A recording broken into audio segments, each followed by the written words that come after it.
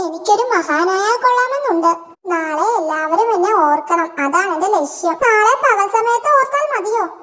ആ നാളെ അല്ല, വരുംകാലത്ത് എന്നാ ഞാൻ ഉദ്ദേശിച്ചത്. എന്താ അതിനൊരു വഴി? അതറിയാനാ ഞാൻ വന്നത്. അതിന് സ്മാരകങ്ങൾ ഉണ്ടാക്കിയാൽ പോരെ? എന്ന് വെച്ചാൽ പറഞ്ഞു തരാം. എന്താ ചേട്ടന്റെ പേര്? വല്ലോൺപുലി.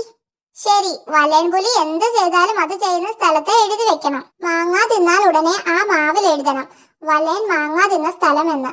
അത് ശരി, ഹിഹി. പക്ഷേ എഴുതാൻ ആരെ കിട്ടും? ഇന്നത്തേക്ക് വേണമെങ്കിൽ ഒരാളെ തരാം, ഷേരുവിനെ.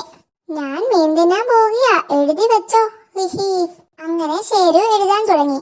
വല്ലോൻ മീൻ തിന്ന സ്ഥലം, വല്ലോൻ തുമ്മിയ സ്ഥലം. കാല് തട്ടിയപ്പോൾ ഈ കല്ലിനെ വല്ലോൻ ചീത്ത വിളിച്ചു. വല്ലോൻ ഇവിടെ വെച്ച് ഉറങ്ങി, ഇവിടെ വെച്ച് തന്നെ ഉണർന്നു. വല്ലേൻ പാട്ടുപാടിയ സ്ഥലം. അങ്ങനെ കുറെ എഴുതി. സൂത്ര, ഒരു വള്ളി വേണം. വല്ലേൻ പുലി കുഴിയിൽ വീണു. വള്ളി തരാം, പക്ഷെ തിരിച്ചു തരണം.